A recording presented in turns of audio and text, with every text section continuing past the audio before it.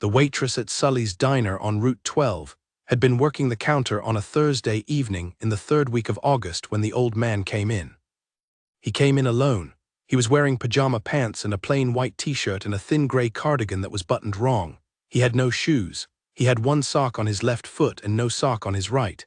He was carrying a small leather wallet that he did not seem to know was in his own hand. He sat down in the third booth from the door and did not look at the menu. The waitress's name was Cora Greel. She was 28. She had been on the closing shift at Sully's for 2 years. She had 2 daughters, ages 4 and 6, at home with her mother.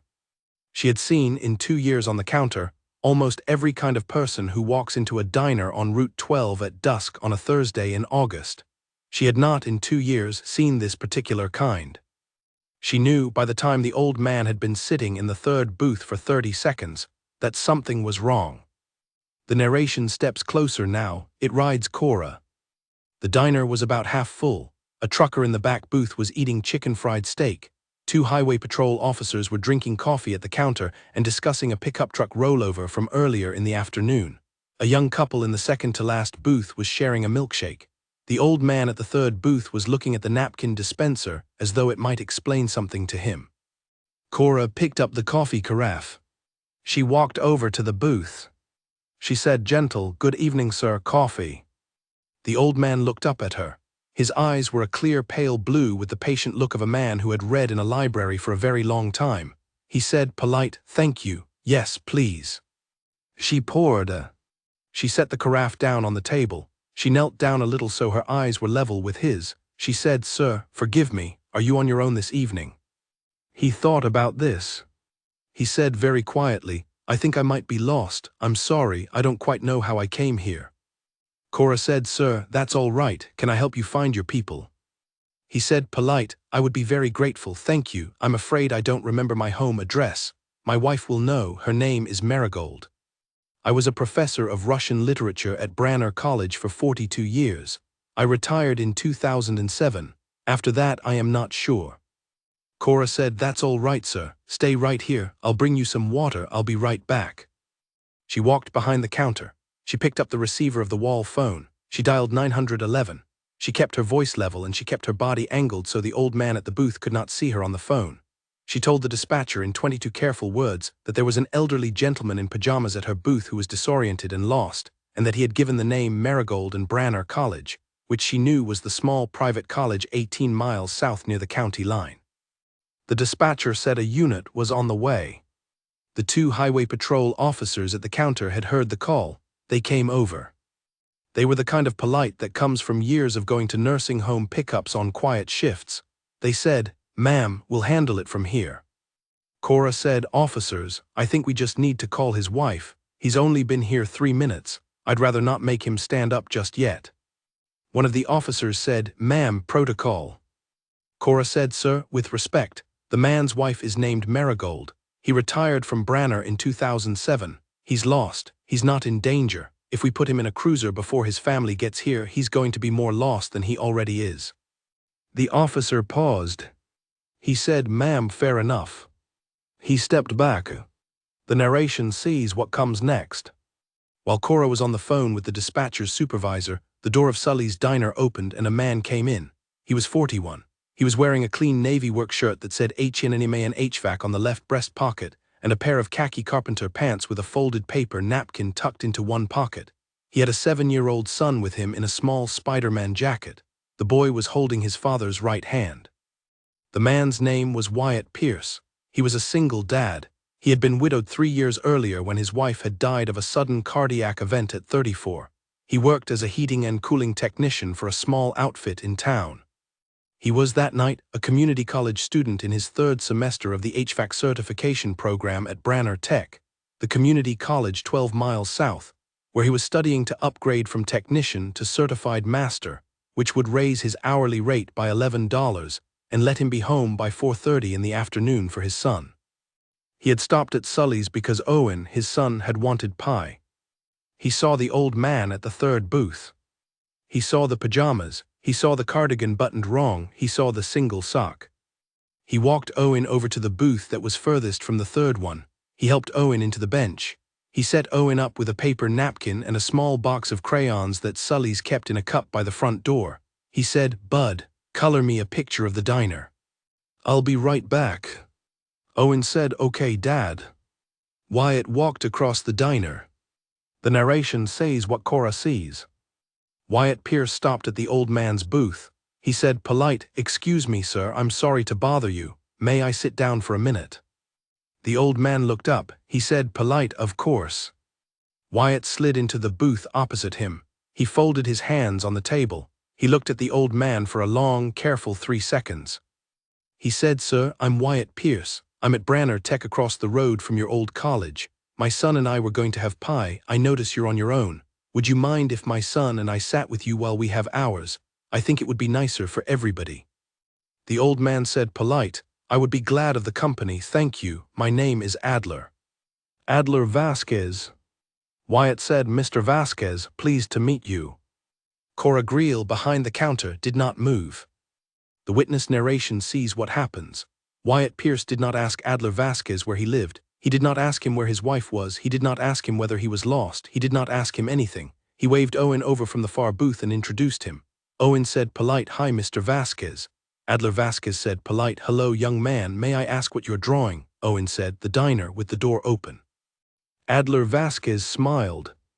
He said, "I used to read Russian novels.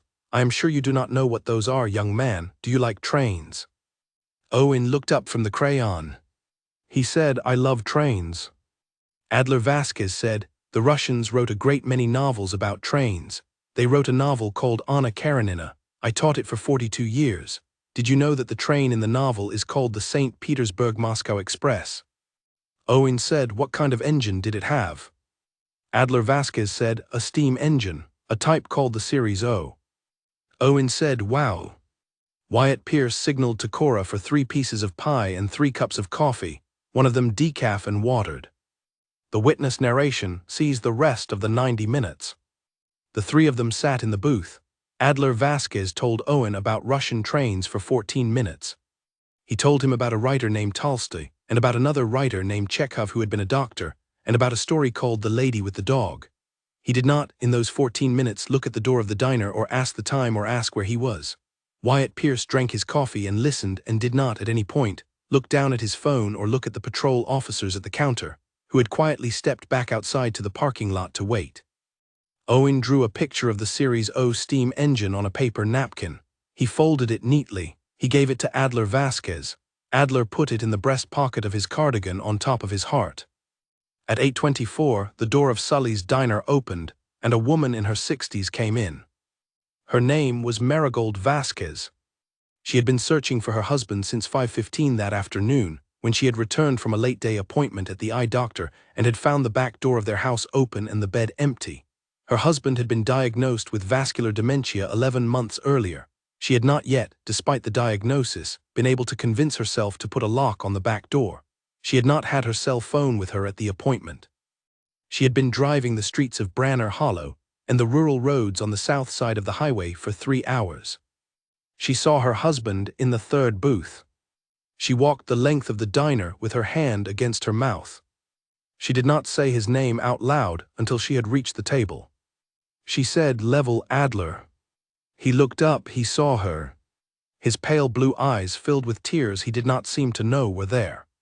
He said, "Marigold." She slid into the booth beside him. She put one hand on his cheek and the other on his thin wrist. She did not say anything for a long time. The diner did not pretend to look away. The witness narration through Cora Greel at the counter sees what happens. She sees Wyatt Pierce stand up, polite as a Sunday, and apologize to Marigold Vasquez for being in her seat. She sees Marigold Vasquez ask very quietly who he was. She sees Wyatt say, "Ma'am, I'm Wyatt Pierce. My son and I were having pie. Your husband was kind enough to tell us about the Russian writers." She sees Marigold Vasquez say, "Thank you, I do not know how to thank you." She sees Wyatt say, "Ma'am." "It was nothing." She sees Marigold Vasquez say, "It was not nothing." She sees Wyatt take Owen's hand. She sees them walk out of the diner without leaving a name or a number. Cora Greel did not move from behind the counter for 2 full minutes after the door swung shut. The witness narration steps to what happens next. The patrol officers came back in. They helped Marigold Vasquez walk Adler to her car. She tucked him into the passenger seat. She buttoned his cardigan correctly. She drove him home. Adler Vasquez took the folded napkin with the Series O steam engine out of his breast pocket that night and showed it to his daughter, who had driven down from Indianapolis the moment her mother had called her. He could not, by then, remember the man's name. He could remember the boy's. He kept saying, Owen. He was called Owen. He drew the engine. Marigold Vasquez wrote a thank-you note that weekend to Sully's diner, addressed to the kind man and his son named Owen. Cora Greel read it. She did not know Wyatt Pierce's last name. She knew only the patch on his shirt, HENNEMAN HVAC. She walked the note over to Henneman HVAC on Monday morning. The owner, a man named Jerry Henneman, recognized the description. He gave Cora Wyatt Pierce's address. Marigold Vasquez wrote a second letter to Wyatt Pierce that Tuesday. She did not enclose money. She enclosed only the folded napkin Owen had drawn, which Adler had asked her to give back, with a small note that said, Mr. Pierce, my husband would like your son to have this back. He says he has memorized the engine. Thank you for the 90 minutes, M. Vasquez. Wyatt Pierce read the letter on his front porch on a Wednesday evening. He let his son keep the napkin. The witness narration steps 6 weeks forward, because the niche steps to the time jump when the kindness has been quiet. 6 weeks later, on the first Monday of October, the dean of Branner Tech, the community college 12 miles south, called Wyatt Pierce at the end of his afternoon class. The dean asked him, polite, to come to her office. He went. She told him simply that the Vasquez family had endowed in his name the Wyatt Pierce HVAC Certification Scholarship at Branner Tech to cover full tuition and tools for one student per year, beginning with the current cohort, and that Wyatt himself was the first recipient because he was already enrolled. The endowment, she said, was funded at $150,000 and would run in perpetuity. Marigold Vasquez had named the scholarship after the man who had not asked who her husband was before he sat down. Wyatt Pierce did not say anything for a long moment. He said, level, Dean, I don't know what to say. The dean said, Mr. Pierce, there is one condition. Mrs. Vasquez asked that the first recipient be required, as a term of the scholarship, to keep his Thursday night HVAC lab open 1 hour late once a month for any future recipient who needs help on the practical exam. She asked that the lab be called on the building schedule the Vasquez hour. She said her husband would like that. Wyatt said, I will do that, ma'am. The dean said, she also asked me to tell you that her husband, Mr. Vasquez, passed away 3 weeks ago. He went peacefully at home. The folded napkin with the steam engine was in his breast pocket. He had not let go of it. She asked me to tell you that he had remembered in the end only one thing about the diner. He remembered that a little boy named Owen had drawn him an engine. Wyatt Pierce sat in the dean's chair without moving for 30 seconds. He said quietly, please tell Mrs. Vasquez that we are very sorry. The dean said, she thought you would say that. The witness narration closes the next year on the brass plaque outside the Branner Tech HVAC laboratory. The plaque is small. It reads only in the same clean serif as the diner's old menu board, VASQEZ hour, open Thursdays, 8 to 9, in memory of AV, for all who sat with HIM. Below it in the same hand is a small etched drawing of a steam engine that Owen Pierce, by then 8, had drawn at his kitchen table, and that Wyatt Pierce had asked the dean to have engraved exactly as the boy had folded it. The witness narration ends on Cora Greel, who still works the closing shift at Sully's, and who tells this story to her own daughters at home on Sundays. She tells them that a man came into the diner one Thursday evening in August in pajamas and one sock, and that he was lost, and that a single dad and his son sat with him for 90 minutes and did not ask him a single question about where he had come from. She tells them that the man's wife came in at 8:24. She tells them that the man went home that night and remembered in the end one boy named Owen and one folded napkin with a Series O engine on it. She tells them that the Vasquez hour at Branner Tech is open every Thursday night. She tells them that the kind man and his son had not asked who Mr. Vasquez was before they sat down. She tells them that this is the only kind of asking that matters.